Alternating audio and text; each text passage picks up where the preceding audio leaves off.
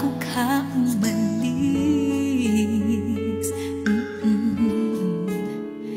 Hawakan mo ang aking kamay at muli mong hagkan bago ka lumisan.